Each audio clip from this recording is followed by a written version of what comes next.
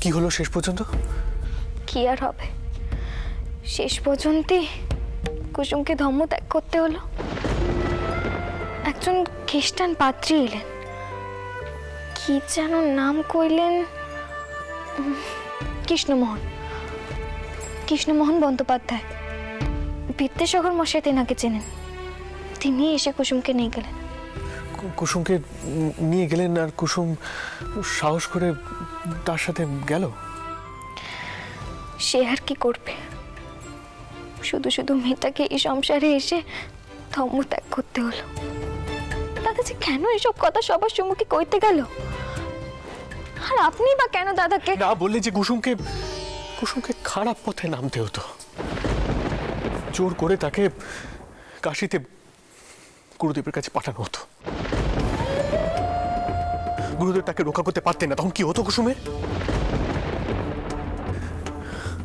কি হতো কুসুমের বলো?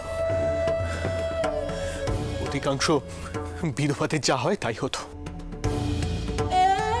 তাকে খারাপ পথ বেছে নিতে হতো, আর না হয় ভিক্ষা করে জীবন কাটাতে হতো। বরং ভালো হয়েছে, আমি খুশি হয়েছি। কুসুম মাথা তুলে এই সমাজে বাঁচতে পারবে, সামান্য লেখাপড়া জানে, সে লেখাপড়া শিখতে পারবে, বিয়ে করে জীবনটা আবার নতুন করে শুরু করতে পারবে। সে করতে দিত আমাদের সমাজ, এইসব করতে দিত আমাদের সমাজ বলো? কিন্তু তাই বলে কেউ ধর্ম ত্যাগ করবে নিজের এইটুকু সুবিধার জন্য? না না, এ কিছুতেই মেনে নেওয়া যায়নি। আপনি যতই করেননি কেন, আপনি ভগবান মানেননি, কোনো কিছুতেই বিশ্বাস নেই আপনার। কিন্তু কুসুম তো বিশ্বাস করতো সেগুলো। বড় লোকে গিয়ে সে কি জবাব দেবে কোন দিকে? বড় লোকের কথা না হয় পরে চিন্তা করা যাবে, আগে তো ইহলোকে ঠিক করে বাঁচুক সে। আমি তো খুশি হয়েছি। ব্রাহ্মণেরা যারা শুধু ভাবেন যে তারাই সবকিছু জানেন, উচিত শিক্ষা পেয়েছে। এই কুসুমের মতো আরো আরো সাহসী মেয়েদের প্রয়োজন ছিল আমাদের সমাজে, তাহলে বেশ হতো।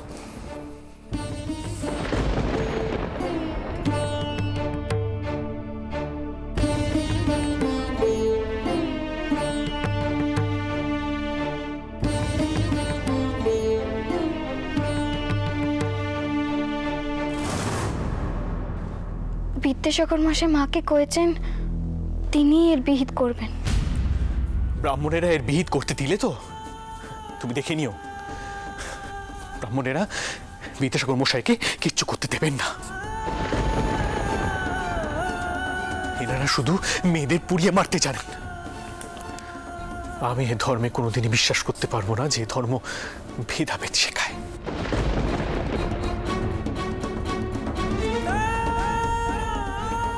যে ধর্ম মা বলে শক্তির পুজো করে অথচ মেয়েদেরই শেষ করে।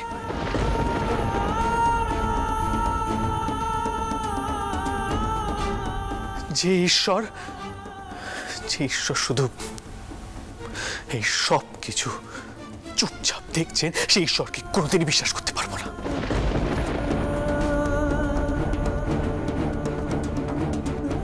মাও এইসব ঘটনায় খুব ভেঙে পড়ছে।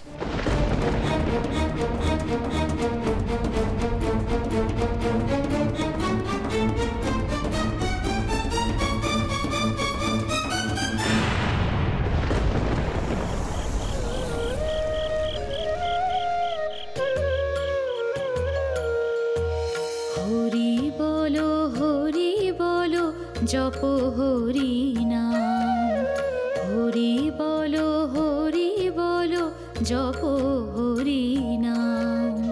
নুমি নুমি হে ঘন শ্যাম, নব দুর্বাদল শ্যাম, নব দুর্বাদল শ্যাম। এখানে দাঁড়িয়ে নিজের প্রাণ না দিয়ে আমার সঙ্গে চলো। তুমি যদি প্রভু যিশুর আশ্রয়ে আসো, তুমি একটি সুস্থ জীবন লাভ করবে। আমাকে নিয়ে চলুন বাবা।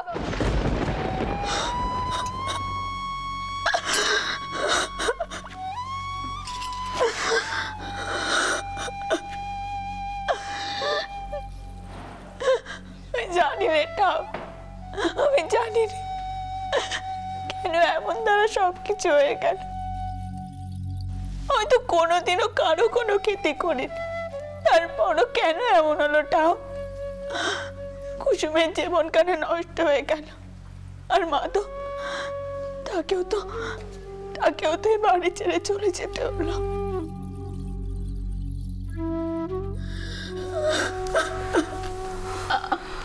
বউ, এত সহজে কি বেদপাদের ভাগ্যি পাল্টানো যায় রে? আমি জানতো তুই কিচ্ছু ঠিক করতে পারবি না। মন খারাপ করিস না বউ। দেখ, সবকিছুরই একটা সময় থাকে, আর সেই ঠিক সময়টা না এলে। তুমি ঠিক কথাই কয়েছো দিদি, সময় লাগবে।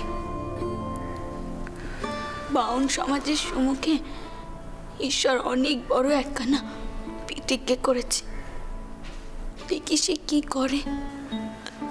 দিদি, আমার সব থেকে বেশি খারাপ কোথায় লাগছে বলো তো? আমার সব থেকে বেশি খারাপ লাগছে সরোজর কথা ভেবে।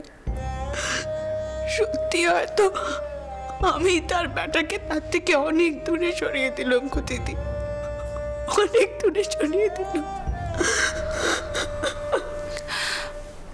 তুই নিজেকে কেন দোষ দিচ্ছিস? তুই কি মাধবকে কইছিলি এমন চিন্তা ভাবনা করতে? সে তো নিজে থেকেই কুসুমকে ভালোবেসেছে। আর তুই কি ভেবেছিলি কুসুমকে চিদের ঘরে ঠাই দিলে ওদের দুজনের মধ্যে ভালোবাসা হতো না? সেই কারণে তো চটকুড়িমা আমাকে সব সময় দায়ী করে চলেছে, কিন্তু তাও তো আমি মাথা পেতে মেনে নিয়েছি বলো দিদি। কিন্তু দিদি, সরোজু আমাকে ভুল বুঝলো। একটাই তো আমার বুকে সব থেকে বেশি লেগেছে গো দিদি, সব থেকে বেশি লেগেছে। আমি তো তাকে নিজের বোনের মতনই ভালোবাসি বলো দিদি, অথচ দিদি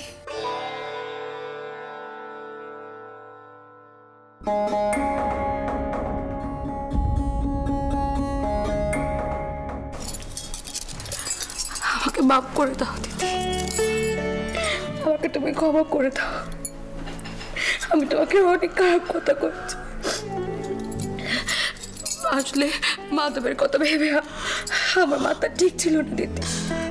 তোমাকে কি না কি করেছি, ছেলেটাকে একেবারে দূরে সরে যেতে দেখে আমি নিজেকে সামলাতে পারি।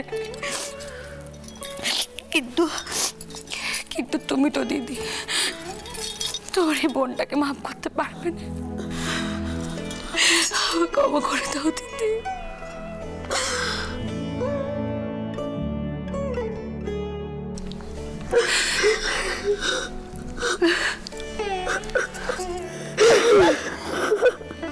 যাকে বাবা, দুই জায়ের মিল হয়ে গেছে। আমি সব থেকে বেশি খুশি হয়েছি, সব থেকে বেশি খুশি হয়েছি। আমি নিশ্চিন্ত হলুম রে। আর যদি শাওরি মা বেঁচে থাকতেন আমাকে ঠিক কথা শোনাতেন। কি কইতেন জানিস? বড় যা হয়েছ, এদিকে ছোটদের সামলাতে পারছো না। আমি নিশ্চিন্ত হলুম।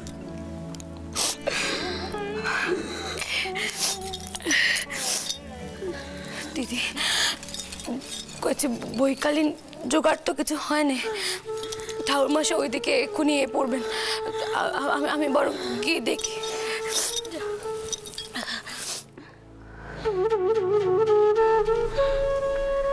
দিদি, ও দিদি, তুমি তোমার টাওয়ার পক্ষে একবার কও নেকো মাধবকে যেন তিনি এই বাড়িতে ফিরিয়ে আনে, ঘরটা একটু বড়ুক আমাদের। আর কুসুম তো এখন এখানে নেই। মাধব ঠিক সময় মতো এসে পড়বে।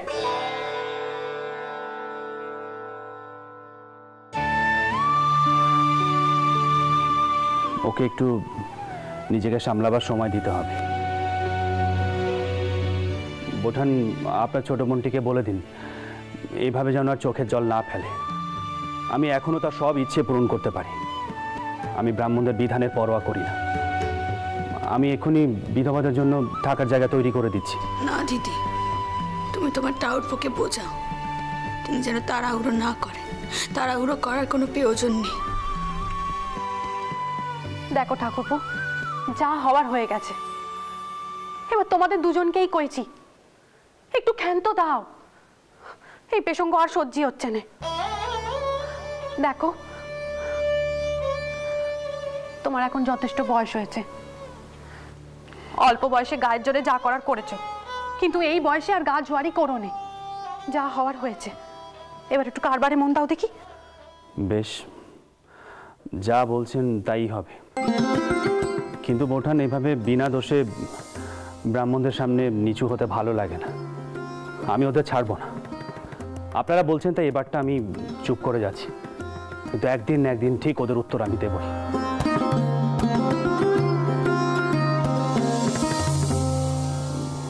আর হ্যাঁ, আমাকে কাল সকাল সকাল জাহাজঘাটায় যেতে হবে, বড়জামাইকেও সঙ্গে নিয়ে যেতে হবে।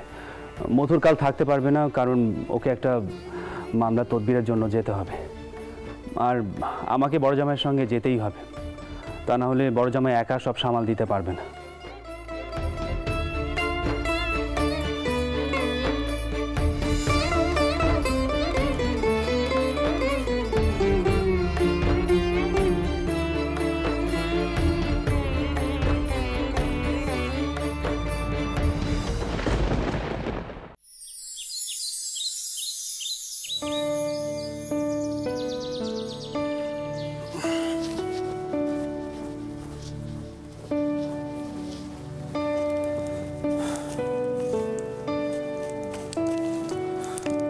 দলিলখানা যে কোথায় রেখেছিলাম, এখানেই তো রেখেছিলাম বলে মনে হচ্ছে। আজকাল যে কি হয়েছে কিছুই মনে থাকে না, কিন্তু দলিলটা যে না পেলেই নয়।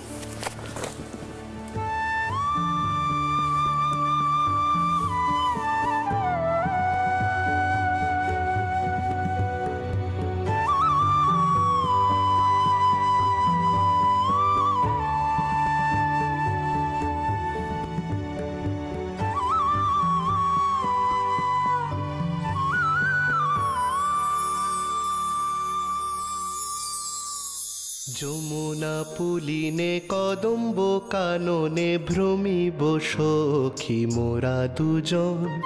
কল কল জল ছল ছল প্রেমে দেখো কেমনে করে কুজন। কল কল জল ছল ছল প্রেমে দেখো কেমনে করে কুজন। যমুনা পুলিনে কদম্ব কাননে ভ্রমিব সখী মোরা দুজন।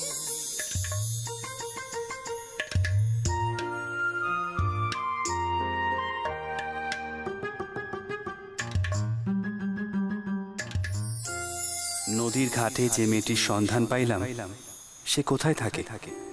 কুমারহট্টেই কি তার বাস? কোনোদিনও কি সে অচেনার সন্ধান পাইব?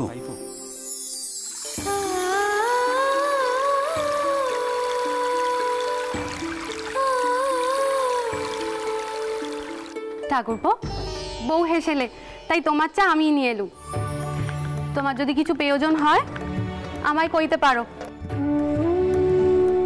আমি যে শুনলুম তোমার সকাল সকাল কারবারে যাওয়ার খুব তাড়া, কিন্তু তুমি ওই পুরনো খাতাখানা হাতে নিয়ে হাসি হাসি মুখে কি করছো শুনি? বোঠান, বলুন তো এই খাতাখানায় কি আছে? এই খাতাখানায়?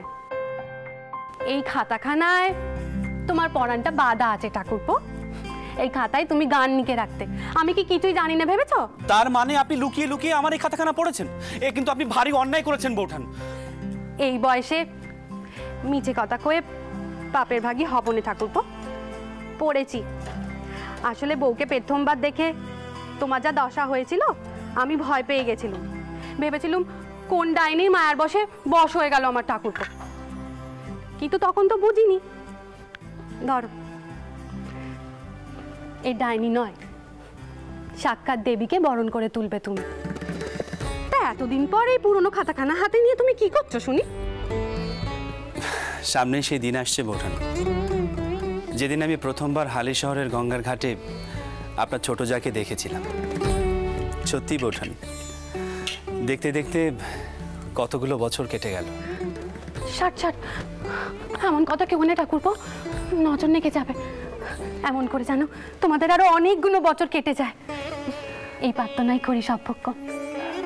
জানেন বৌঠান, কুসুমের ঘটনায় রানী বড় আঘাত পেয়েছে, তাই ভাবছিলাম রানীকে একখানা উপহার দেব যদি ওর মন ভালো হয়।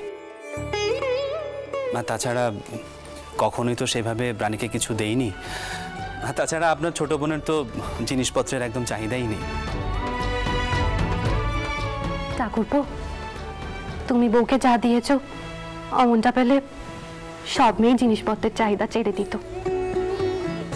এত ভালোবাসা, এত মান কটা স্বামী দেয় মেয়েদের? না না বৌঠান, রানীর মতো মেয়ে বলেই কিছু চায় না।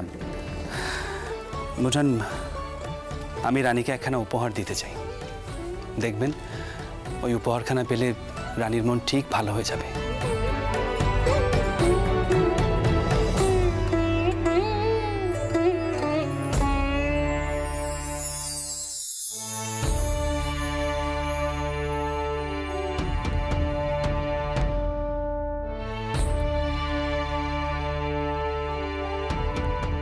বৌরানী, আজ নিজে হেসেলে ঢুকলে নিঘাত রান্নায় কোনো গোল পেকেছে।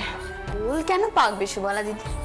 ময়ন তার মায়ের কাছে পায়েস খেতে চেয়েছে, আর তা শুনেই তো পদ্ম জাজিয়ে উঠল। সুবালা পিসি, কি গো সুবালা পিসি, সারাদিনে কত কাজ থাকে তোমার, যে তুমি সময় মতো ময়নকে জল খাবারটুকু দিতে পারো না? যাচ্ছিলাম তো রানীমা।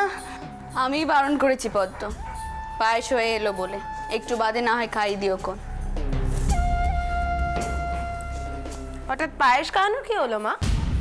আর ছেলে পুলে বায়না করলে সেটা শুনতে হবে না? এই করে করে কুমারী যাদবকে মাথায় তুলেছে। সব কথাই কুমারী আর যাদবকে টেনো রে। তো বেটা একটু পায়েস খেতে চেয়েছে, করে দিলে কি এমন খেতে হতো? রোজ রোজ তো আর চায়নি খেতে। বাবা মা, তুমি তো ছোটবেলায় কখনো আমার কথা এভাবে ভাবোনি? আমার বেশ মনে আছে, আমার বেশ সময় গয়নার কথা। বাবা, আমার খোপার ফুলের নকশাটা একটুও পছন্দ হয়নি। আপনি গোড়াদের দোকান থেকে আমার জন্য নতুন ফুল আনিয়ে দিন তো। তোমার ঠাকমা তোমার গয়না নিজে পছন্দ করেছেন, এখন থেকেই নিজে মতামত দিচ্ছ? না, এটা আমি খাবো। এটা আমার ফল, আমার। দেখো না দিম্মা, দাদু আমার ফল নিয়ে নিয়েছে। ও দাদু, এই একদম চুপ! কি করছো কি তোমরা এখানে? যাও বাইরে যাও। আমরা কেন বাইরে যাবো? আমরা এখানে বসেই ফল খাবো। ও, এখন দু ভাইয়ে খুব ভাব হয়েছে না? ওর সাথে কান্দি পাবো তোদের। ও আমার দাদু ভাই, এদিকে এসো দেখি। তা শুনি তো, কি পায়েস খাবে? আমি খাবো। তা যে তুমি বললে পল খাবে। না, আমরা পায়েস খাবো। সুবালা দিদি, আমার দুই দাদু ভাইকে নিয়ে গিয়ে আসনে বসাও দেখি। আচ্ছা যাও। এসো এসো দাদু ভাইরা, এসো।